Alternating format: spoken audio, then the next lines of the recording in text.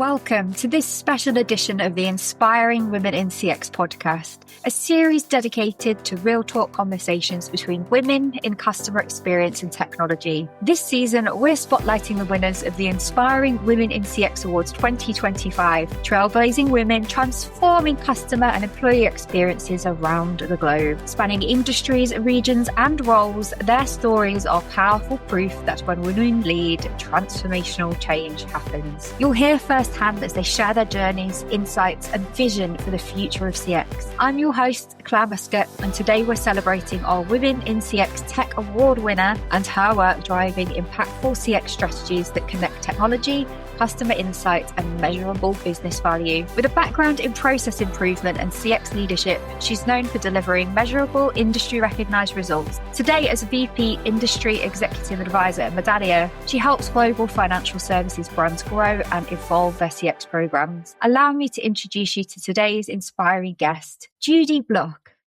Hey, Judy. Hi, Claire. Good morning. Good afternoon. Yeah, so it's good evening for me, actually. We're on different sides of the Atlantic. But Right. welcome to the Inspiring Women in CX Award Winners podcast for 2025. And firstly, huge congratulations, Judy. I'm going to start by asking you, how did it feel when your name was announced as the winner of the 2025 Women in CX Tech Award? Well, I was thrilled, of course, a little bit shocked maybe, but certainly honored.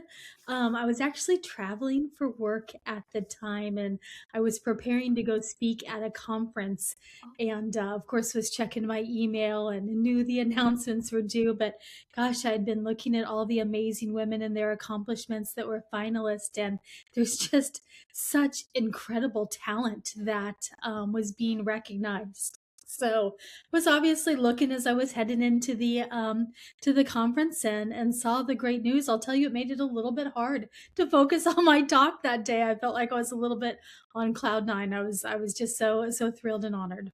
Oh, yeah, it was a really, really standout set of entries this year. So, yeah, huge congratulations for coming out on top.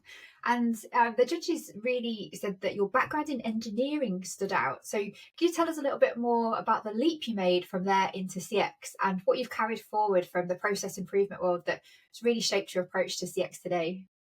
Yeah, absolutely. So I have an undergraduate degree in industrial engineering, actually, and my early career was spent doing a lot of Six Sigma, process improvement work, that kind of structured problem solving to deliver operations excellence. Early on in my career, I had an opportunity to support a merger, and we were doing, of course, a lot of process mapping and having conversations about how to combine the two companies. Should we adopt this process or this process? And through that work, the process maps became journey maps, and we were asked to evaluate not only from an operational perspective, but through a customer lens as well. And for me, Claire, that was sort of it. And the rest of my career, I really focused on customer experience. I sort of loved the ability to deliver meaningful results for the business. Yes, of course, quantifiable impact, right? And knowing we're driving efficiencies, taking cost out, improving revenue. But while doing it for the customer to help improve their experiences was, sort of became my passion area. Yeah, love it, love it. So can you share a little bit about your current role and the skills and behaviours you believe are most important for CX leaders in technology-driven spaces?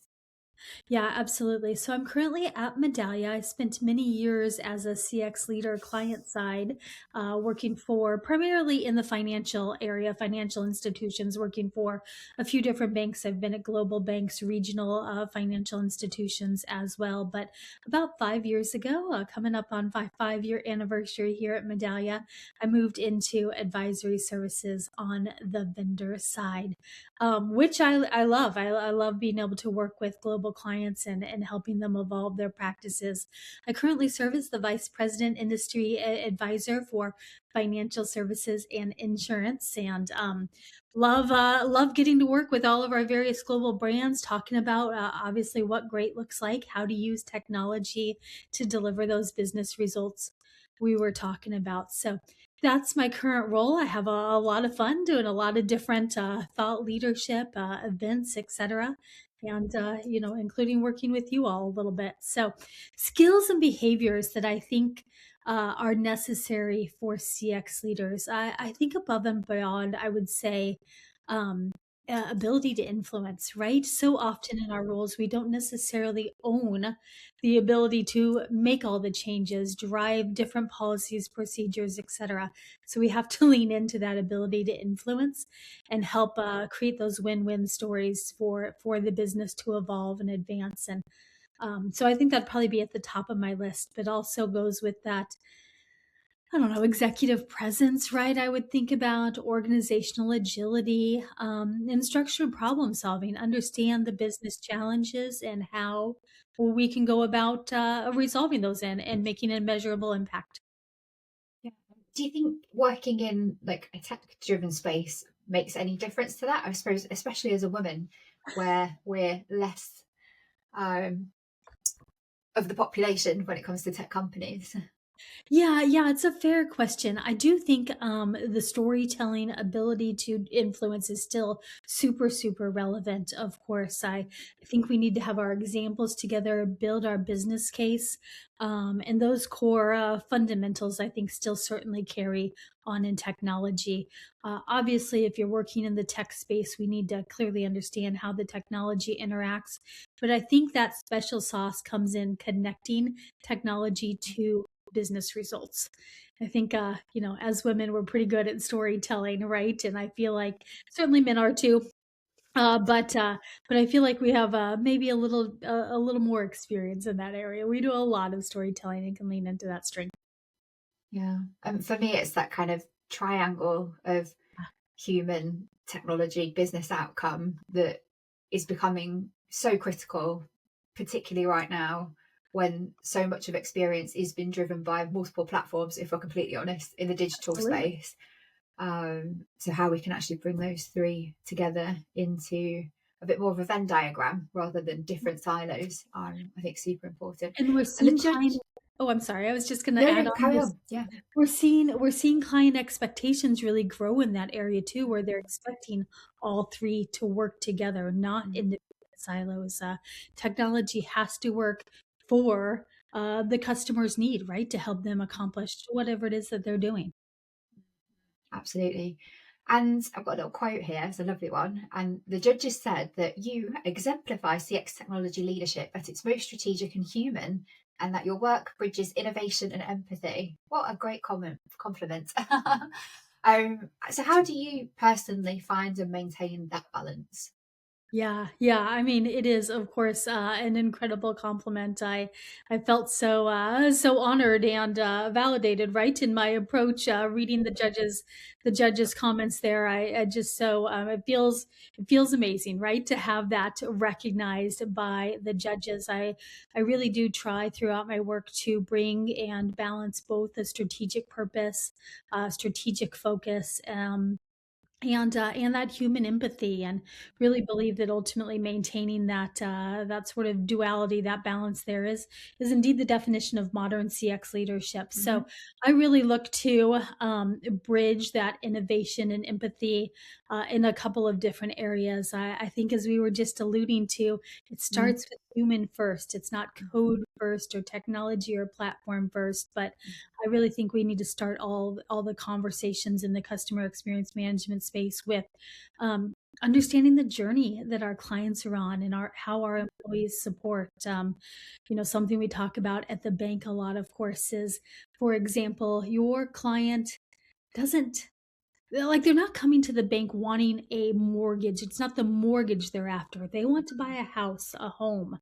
They want to, maybe move to a different location or move across the country or a different city or whatever it might be. But there's a very human purpose behind that. The mortgage is just the vehicle for how they get that done. So I think it's really important to keep that in mind, grounding on what's our client trying to accomplish?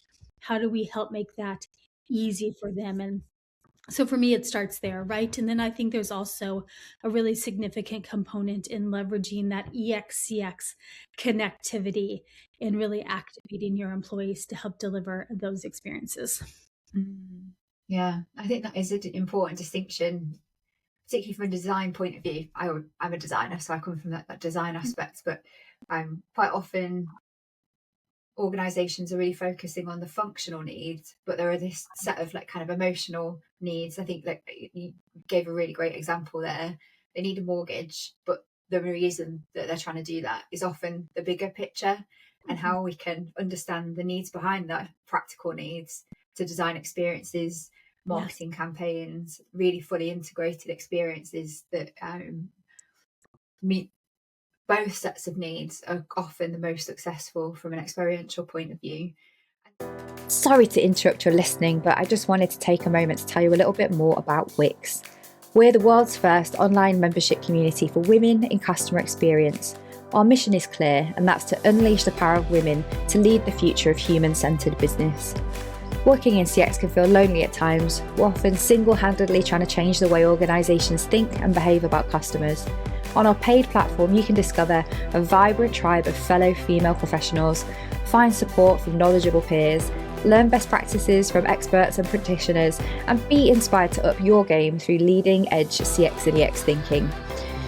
If you feel like you aren't making enough progress with your CX objectives, are unsure about what your next move looks like, or struggling to achieve your career ambitions, you're not alone. To learn more about membership, see how women are progressing personally and professionally with the support of the #1 community in CX, you can apply to join us today by visiting www.womenincx.community/membership. I really hope I get to see you there soon. And coming back to the point you were talking about earlier, and I think this is why you stood out so strongly, like everything was always connected to a commercial outcome. The panel were particularly impressed by how you've connected CX investments directly to business value, and especially in industries like finance.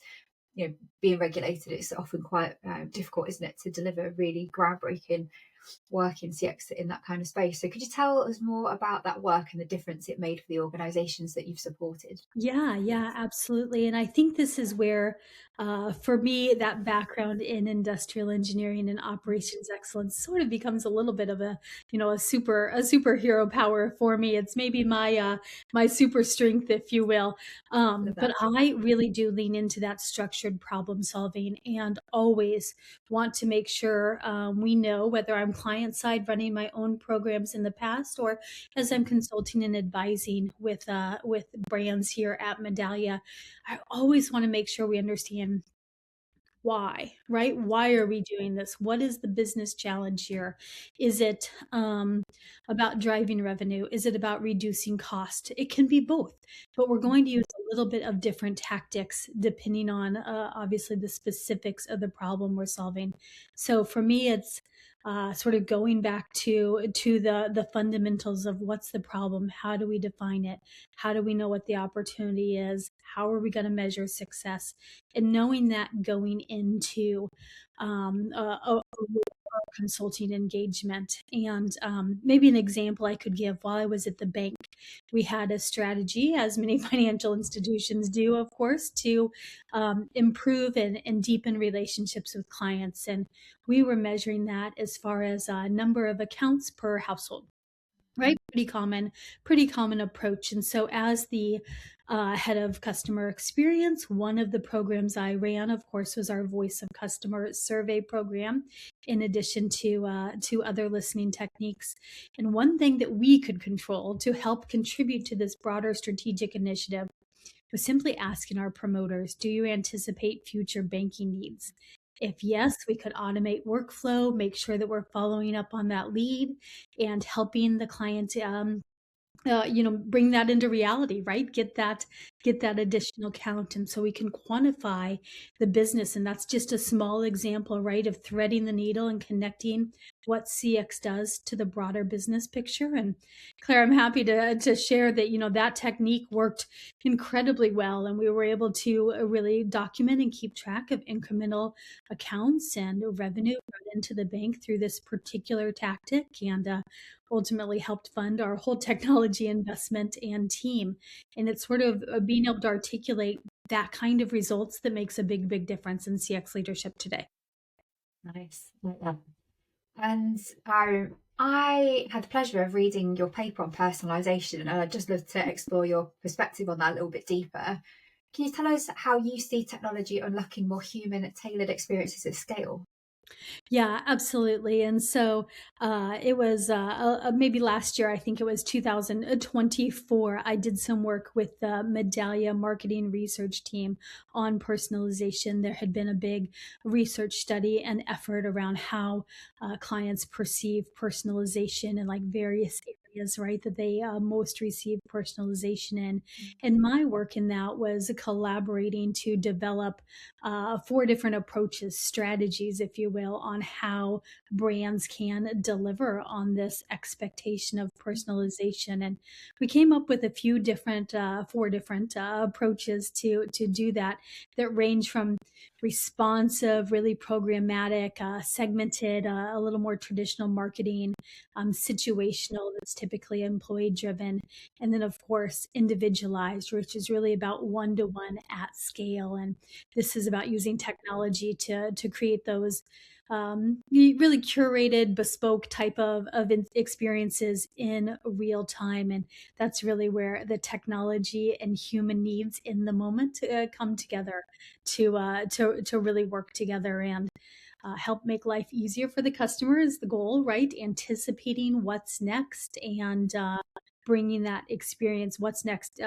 next best experience forward, ultimately to improve the relationship with the brand. And really, I think that's, part of the future of where we're going with personalization is not just the days of considering a experience personalized just because maybe you included my name in an email or something. Like, that's not it anymore. It's really about in depth, at scale, individualized interactions that meet your needs, your unique needs in a specific way.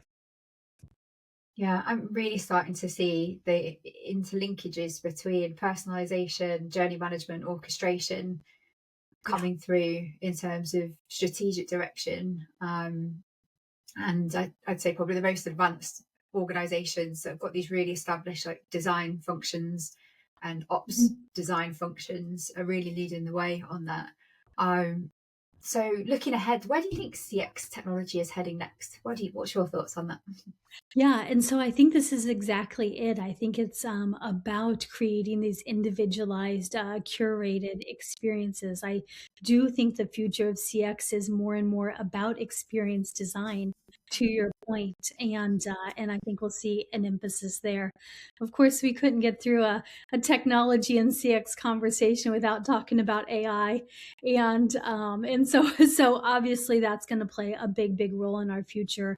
I know that certainly anywhere you look or in any prediction will say for next year is going to talk about that having an increased importance. I think largely the CX leaders and professionals are certainly starting to use AI today. We know that that's true for a majority of practitioners, but often it's been somewhat focused on speeding up analysis, Automate, research, yeah, refining automation. presentation.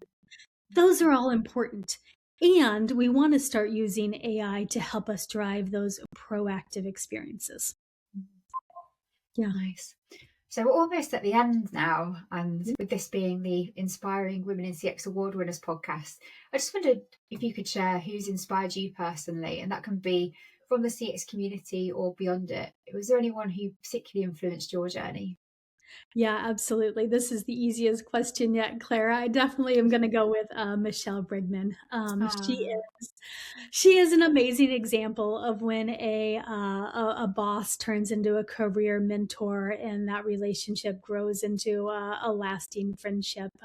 Michelle actually nominated me, right, for this award, yeah. and I'm so incredibly appreciative of her taking the time and energy to pull that together. She reached out to other peers, clients, colleagues of mine to get the testimonials that she included to help tell my story. And she's had just such a huge influence on my career and helping me to push forward and do new things. And so I just really appreciate her support, her help, and obviously her taking the time to nominate me for this incredible recognition.